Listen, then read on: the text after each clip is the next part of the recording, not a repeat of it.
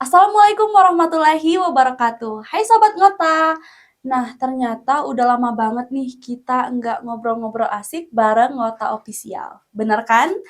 Nah, jadi hari ini kita kedatangan tamu spesial dari salah satu mahasiswi yang cantik banget yang berasal dari program studi Pendidikan Guru Madrasah Ibtidaiyah angkatan 2020. So, kalian penasaran nggak sih kira-kira siapakah mahasiswi cantik itu yang akan menemani kita pada hari ini? Jangan kemana-mana, tetap di Ngota, ngobrol itu asik! Oke Sobat Ngota, jadi aku udah bersama narasumber cantik kita yaitu Mbak Tia Amelia. Hai Mbak! Halo. Nah, sebelum kita ngobrol-ngobrol lebih jauh nih Mbak tentang pembahasan kita hari ini, boleh dong disapa Sobat Ngota yang ada di rumah. Mungkin mereka pengen lebih kenal lebih dekat seperti itu sama Mbak Tia. Oke, halo Sobat Ngota. Hai! Jadi perkenalkan nama Mbak Tia Amelia, biasa disapa itu Mbak Tia. Oke, biasa disapa Mbak Tia. Nah, Sobat Ngota, Mbak Tia ini merupakan salah satu mahasiswi yang telah berhasil menyelesaikan kuliahnya di waktu 3,5 tahun. Selamat ya Mbak sebelumnya. Nah, dan ternyata di program studi PGMI ini merupakan angkatan pertama ya Mbak ya, yang telah berhasil mahasiswanya lulus di 3,5 tahun. Tepuk tangan dulu dong sebagai penghargaan untuk Mbak Tia. Nah, gimana nih Mbak perasaannya telah menjadi salah satu mahasiswi yang berhasil lulus di 3,5 tahun? Perasaannya jadi salah satu orang yang lulus di 3,5 tahun tentunya bangga. Tapi ada tapi ternyata. Ya. ada tapi karena pastinya ada lika-likunya ya. Benar Seperti banget. itu. Bangga sih sama diri sendiri karena udah melewati prosesnya sih yang lebih kayak wow ternyata seperti ini ya, seperti itu yang nggak disangka-sangka. Iya. Benar ya Mbak. Nah tadi Mbak udah bilang bahwasanya banyak lika-liku dari penyelesaian tugas akhir di perkuliahannya. Nah kesulitannya mungkin seperti apa itu Mbak? Kalau kesulitan biasanya kalau perempuan itu biasanya apa? Coba mood. Iya benar banget. Belum lagi yang mengganggu banget iya, ya Mbak. Benar. Jadi salah satu kesulitannya itu alhamdulillah kalau Mbak kalau di dosen pembimbingnya nggak dipersulit alhamdulillah. Luar biasa, baik banget. Terus jadi setelah Mbak pikir-pikir itu untuk menyelesaikan skripsi Mbak lebih ke memanajemen diri Mbak sendiri sih karena suka mager. Oke, mager. Iya. Jadi tadi kan Mbak tuh suka mager tuh. Nah, untuk ngembaliin mager Mbak itu hal apa sih Mbak yang Mbak lakukan seperti itu? Biasanya makan seblak. Makan seblak. Karena iya benar banget. Karena seblak itu dapat memancing bukan emosi sih karena pedasnya gitu ya mungkin ya Mbak ya. Jadi bisa naikin mood kita lagi. Bener banget. Pokoknya kalau cewek itu biasanya seblak sih, udah. Oke, seblak. Lapar kan kalian kan? Nah, enggak. Ternyata Sobat Ngota, Mbak Tia ini banyak sekali mengikuti organisasi dan sangat aktif dalam organisasi tersebut. Boleh dong Mbak di-spill apa aja organisasi yang diikutin di luar kampus ataupun di dalam kampus? Oke, Mbak bakal spill nih, tapi sebelum Mbak spill, jadi biar nggak salah paham ya, Mbak bukan orang yang banyak ikut organisasi, tapi Mbak ikut di beberapa saja, tapi Mbak alhamdulillah bisa aktif di dalam sana. Ibarat nasi goreng tuh Mbak telurnya, bukan timunnya. Kalau misalnya timun kan Mbak kalau nggak ada timun pun nggak masalah kan. Jadi kalau misalnya ibarat telur di nasi goreng, Mbak tuh pengen jadi telur. Kalau misalnya nggak ada telur tuh kurang sih, kurang gimana gitu. Nah, jadi kalau di dalam kampus Mbak ikut organisasi HMPS sama komunitas pohon baca di PGMI. Siapa sih yang nggak kenal komunitas pohon baca di PGMI? Kalau misalnya nggak kenal, rugi banget sih, rugi banget. Terus kalau di luar kampus itu Mbak ikut organisasi lebih ke relawanan. Itu salah satunya itu pernah ikut Masyarakat Relawan Indonesia, dan sekarang itu Mudo Sosial Ekspedisi. Oke, keren banget nih ternyata Mbak Tia. Nah, jadi dengar-dengar isu juga sih Mbak, dan Agnes juga pernah lihat kemarin itu Mbak merupakan salah satu asisten dosen di PGMI. Benar nggak sih? Wah, dapat kabar dari mana nih? Adalah dari tetangga-tetangga gitu. Benar nih nggak nih Mbak isu-isu ini Mbak? Kalau asisten dosen itu sempat membantu saja, Oke, sempat seperti itu, membantu. sempat membantu, dan alhamdulillah dikasih kesempatan itu. Oh, ternyata bukan mengajar sih, lebih tepatnya berbagi ilmu sama berbagi ilmu dan mahasiswa pengalaman ya. sama mahasiswa ya Mbak ya. Oke, jadi nah Agnes mau nanya nih, ternyata banyak sekali, bukan banyak sih, ternyata Mbak benar-benar aktif di organisasi dan sangat menekuni organisasi yang Mbak ikuti. Menurut Mbak Tia, pentingnya organisasi itu apa sih di kalangan mahasiswa khususnya seperti itu? Oke, kalau ditanya penting, sebenarnya kita nggak bisa ngejudge itu penting atau enggak ya. Itu tergantung ke pribadi masing-masing mahasiswanya. Tapi Mbak di pihak yang sepakat bahwa organisasi itu penting untuk kita mahasiswa. Ada orang yang menganggap organisasi itu nggak penting lah, yang penting akademisnya. Mungkin orang-orang yang berada di pihak itu, mereka punya prioritas sendiri untuk mereka lakukan.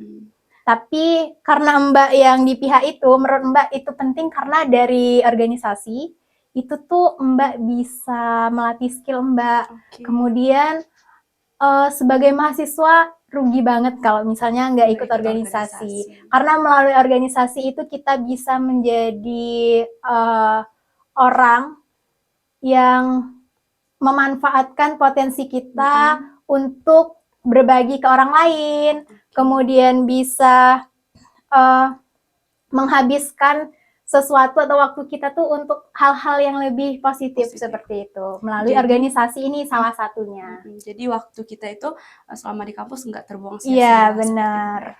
Oke, tadi Mbak menyebutkan bahwa salah satunya organisasi itu membantu kita membentuk skill. Iya. Nah, jadi gimana nih Mbak, khususnya Mbak ya, pengalaman Mbak membentuk skill yang ada di diri Mbak dalam organisasi seperti itu? Oke, jadi organisasi itu diibaratkan sebagai wadah. Oke, wadah. Ya.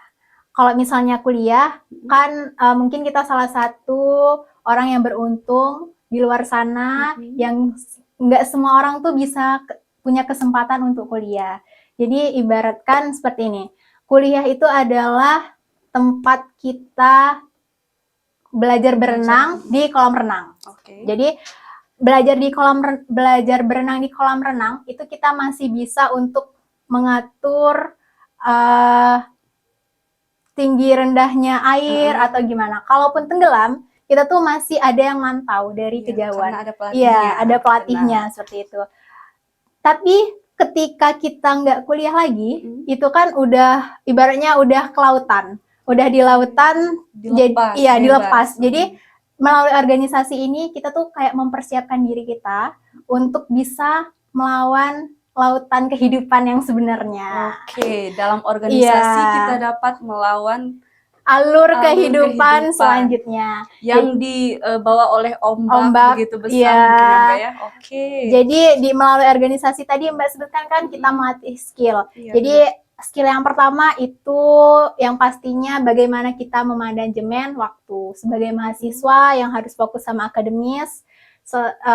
Organisasi juga di sana kita dilatih untuk memanajemen waktu. Kemudian bagaimana kita melatih kepemimpinan diri sendiri ataupun orang banyak.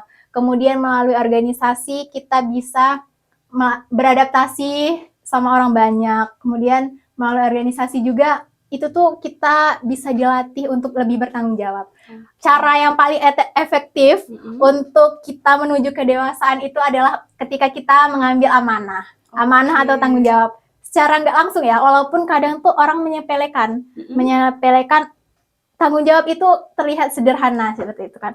Gampang gitu. Tapi ternyata nggak semua orang loh bisa. Coba nggak semua, Nggak buktinya semua sahabat orang itu ngota bisa kan, disiplin, mm-mm, tepat waktu, tepat waktu seperti itu. seperti itu. Benar. Masih banyak hal-hal positif yang bisa kita ambil melalui organisasi untuk Oke. kedepannya. Nah, dari organisasi itu minimal kita bisa menjadi pemimpin untuk diri kita sendiri Iya, sebelum benar. kita menjadi pemimpin untuk orang lain. Nah, jadi Mbak, dari organisasi tadi bahwasanya banyak sekali nih yang Agnes lihat bahwa di luaran sana ada beberapa orang mahasiswa mungkin yang sibuk organisasi tetapi akademiknya kurang atau bisa juga disebut tertinggal. Nah, menurut Mbak, bagaimana sih cara kita menyeimbangkan antara organisasi dan akademik itu sendiri? Oke, jadi menurut Mbak untuk menyeimbangkan antara organisasi sama akademis Ya. itu dengan cara kita membuat target-target kecil. Target kecil yang pengen kita capai. Kan ada pepatah tuh kan bilang kalau misalnya untuk mencapai yang besar, kita tuh butuh langkah-langkah kecil untuk menuju yang besar, seperti itu.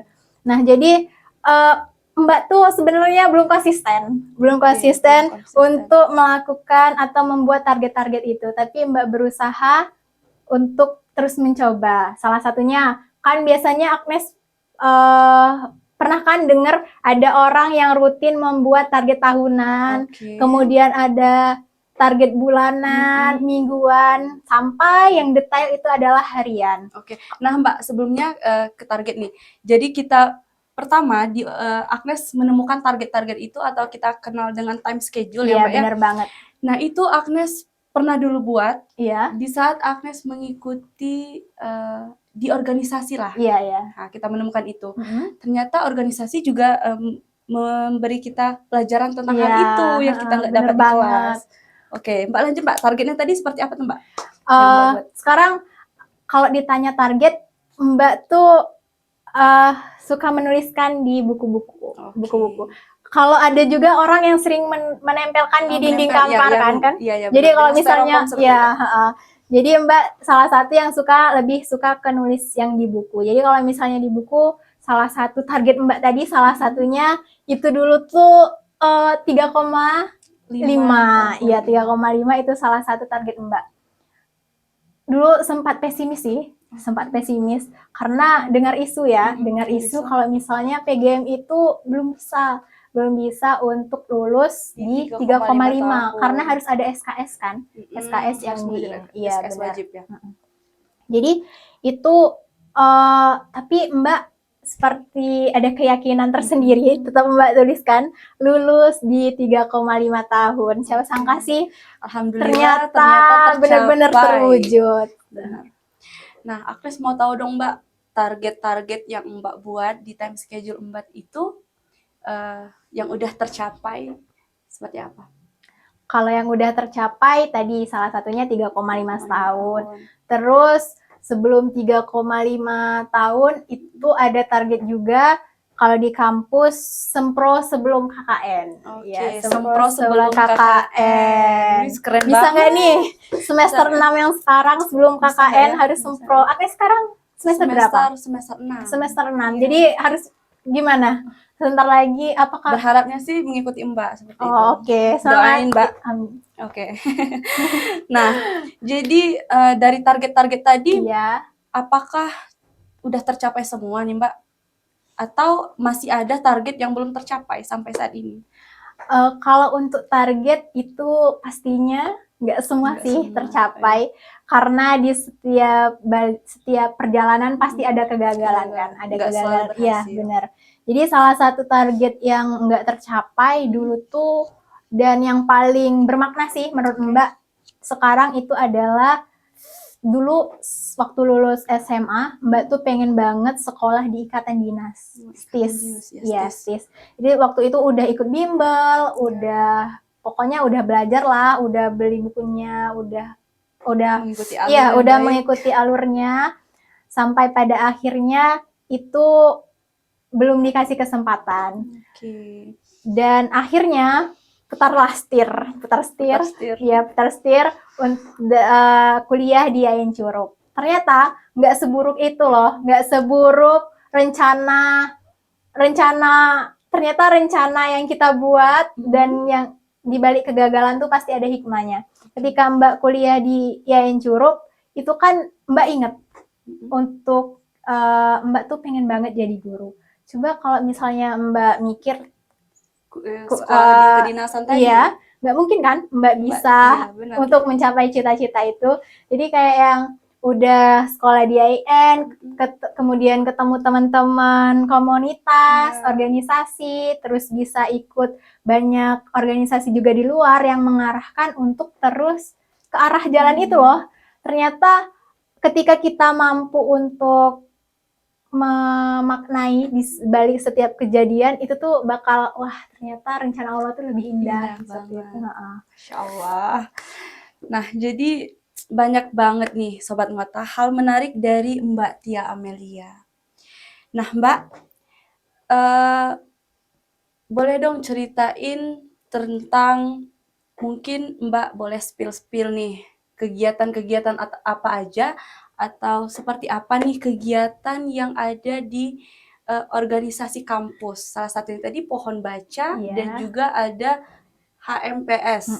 Oke, boleh dong Mbak di-spill. Oke, jadi kalau misalnya kegiatan di kampus itu ada HMPS sama komunitas Pohon Baca tadi. Jadi kalau sebenarnya antara HMPS sama komunitas Pohon Baca itu saling berdampingan dan saling melengkapi. Ya, jadi kegiatan yang membedakannya itu kalau HMPS fokus ke kampus, kegiatan kampus. Tapi kalau misalnya ke Pohon Baca itu lebih ke masyarakat.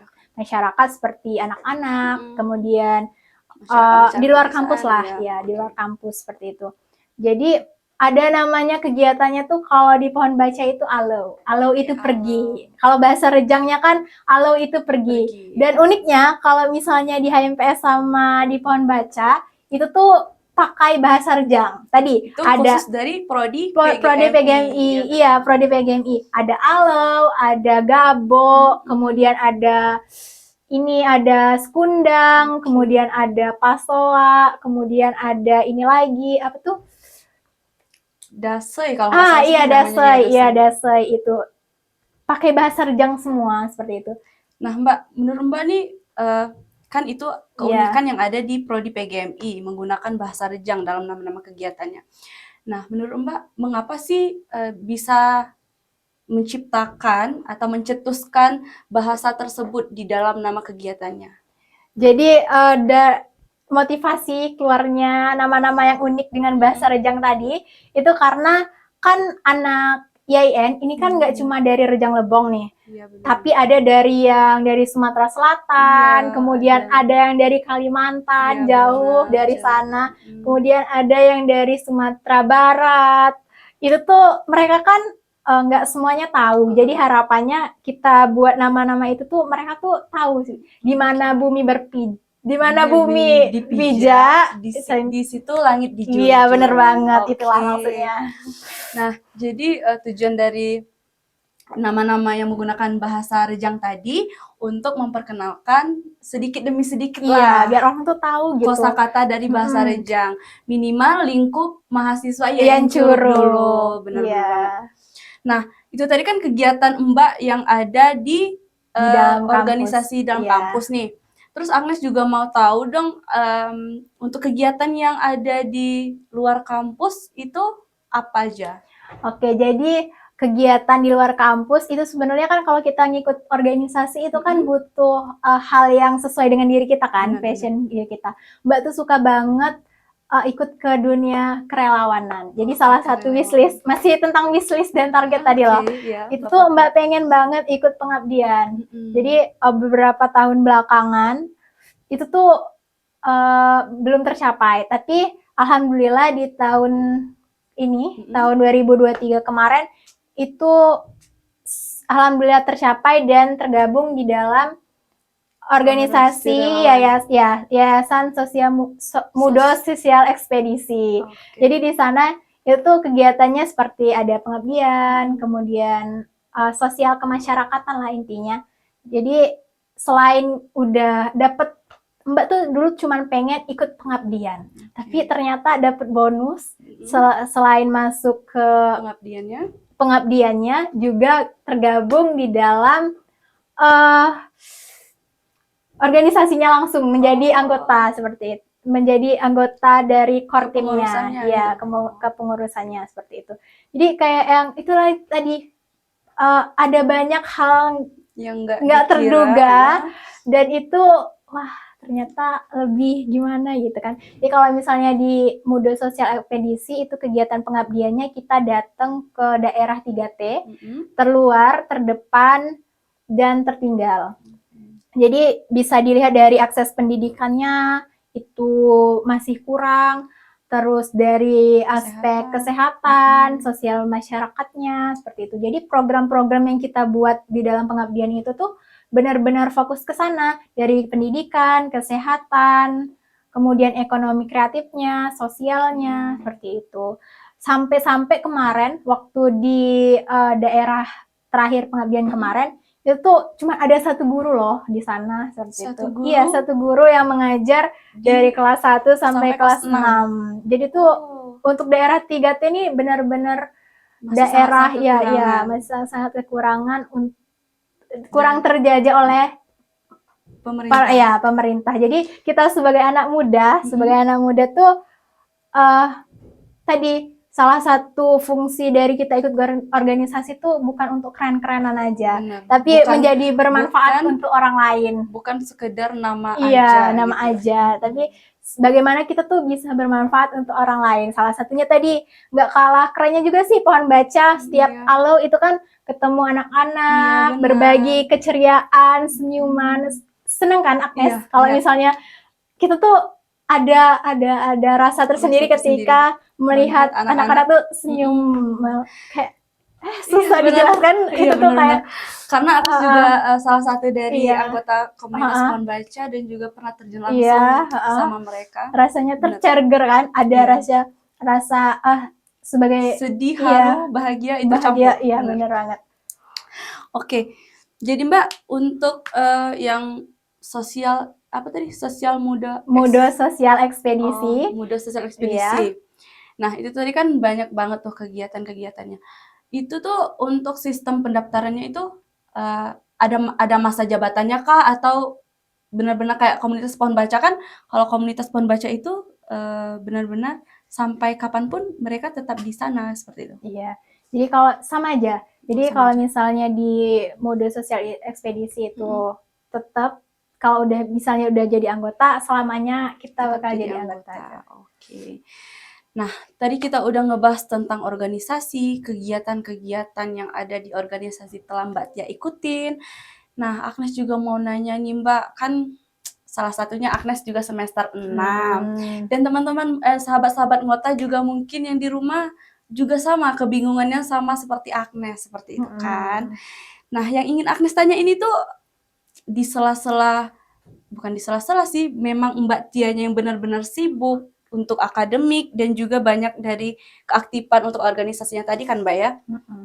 Nah, jadi di akademik itu mungkin kesibukan Mbak di akhir semester 6 kemarin KKN, belum menyusun laporan tentang KKN. Iya, bener banget. Nah, udah itu ada juga yang namanya di awal semester 7 ada PPL. Dan itu juga menggunakan membuat laporan. Nah, tapi ternyata di sela-sela itu Mbak Tia dapat menyusun skripsi dan menyelesaikannya. Yang ingin Agnes tanya ini Mbak, gimana sih cara Mbak mendapatkan ide untuk menyusun atau ide judul lah dari skripsi Mbak seperti itu? Gimana? Boleh ceritain. Jadi Agnes sekarang semester 6 ya? Iya, semester 6. Kalau misalnya semester 6 tuh kalau misalnya duduk tuh suka ditanyain udah bab berapa? Iya, bener. Udah ketemu judul atau belum? Gimana rasanya? Itu sebenarnya sedih dan takut juga kalau enggak bisa enggak ya gitu kan. Berarti sama banget waktu ketika Mbak masih semester 6. Jadi kira-kira yang Agnes rasain itu Agnes nggak sendirian. Dulu Mbak pernah juga di posisi itu. Jadi waktu Mbak semester 6, ini izin cerita sedikit ya. Boleh, jadi waktu semester 6 itu mulai sibuk KKN, seperti yang Agnes bilang tadi. Itu Mbak pernah, kan tadi udah Mbak spill ya, kalau misalnya Mbak pengen sempro sebelum KKN. Iya.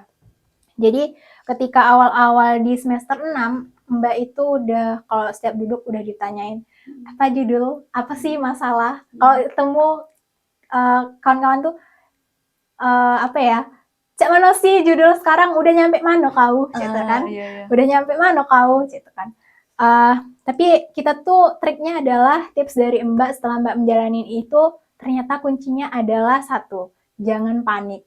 Dan kita sadari bahwa setiap perjalanan itu tuh udah menjadi tugas kita, dan jangan itu dijadikan beban. Ketika kita itu menjadikan beban, kita pasti nggak enjoy. Jadi kalau misalnya itu tuh adalah tugas yang harus kita selesaikan ke depannya, nanti itu pasti tuh tenang bawaan kita, jangan panik.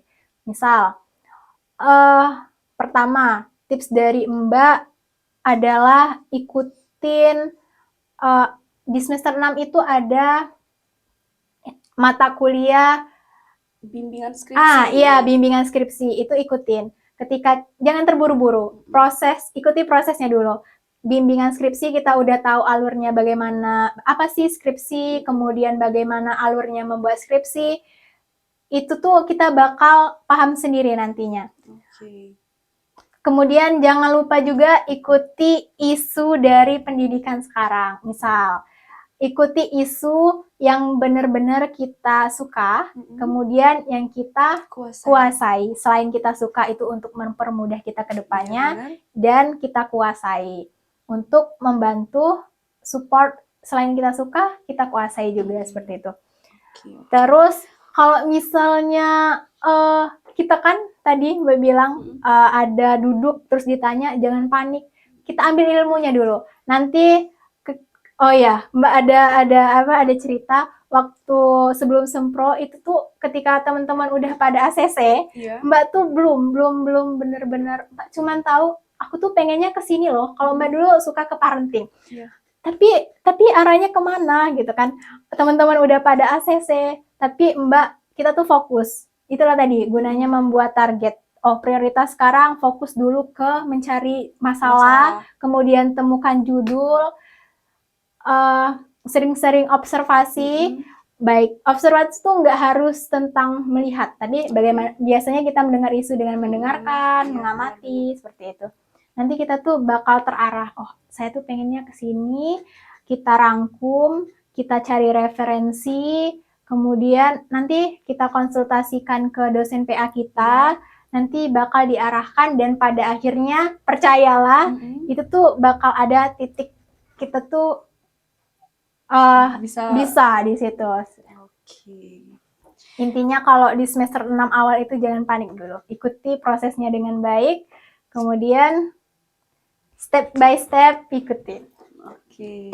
Nah, jadi dari udah kita dengar kisah Mbak Tia tentang organisasi, terus Mbak Tia ternyata udah membagi spill cara mudah kita untuk mencari suatu masalah dari tentang skripsi itu. Oke, Sobat Ngota, mungkin ngobrol-ngobrol kita cukup sampai di sini dulu bareng Mbak Tia. Sebelumnya Agnes ucapin terima kasih sama Mbak Tia udah bersedia menjadi bintang tamu dari Ngota Official dan udah berbagi pengalamannya, kisah menariknya. Semoga dari cerita-cerita Mbak tadi dapat memotivasi dan menginspirasi sahabat Ngota yang ada di rumah. Amin. Nah, amin. Amin ya robbal alamin. Mungkin Mbak, di lain waktu nanti Mbak masih mau main-main di sini, dipersilahkan. Sangat-sangat dipersilahkan. Nah, karena dari kisah Mbak tadi banyak sekali pelajaran yang dapat kita ambil. Mbak, jadi Ngota Official ini punya yang namanya jargon. Apaan tuh, Nes? Nah, jadi jargonnya seperti ini. Agnes contohin dulu ya. Boleh, silakan. Oke. Jadi jargonnya, kalau Agnes bilang, Ngota, ngobrol itu asik. Seperti itu. Bisa, Mbak? Boleh, kita coba. Boleh, kita coba. Dong. Oke. Ngota, Ngobrol itu asik. Oke, terima kasih Mbak Tia. Oke, sama-sama. Semoga bermanfaat ya. Oke, amin. Nah, jadi teman-teman ngota yang ada di rumah, jangan lupa like, comment, and subscribe. Terima kasih. Wassalamualaikum warahmatullahi wabarakatuh. Bye-bye. Bye-bye.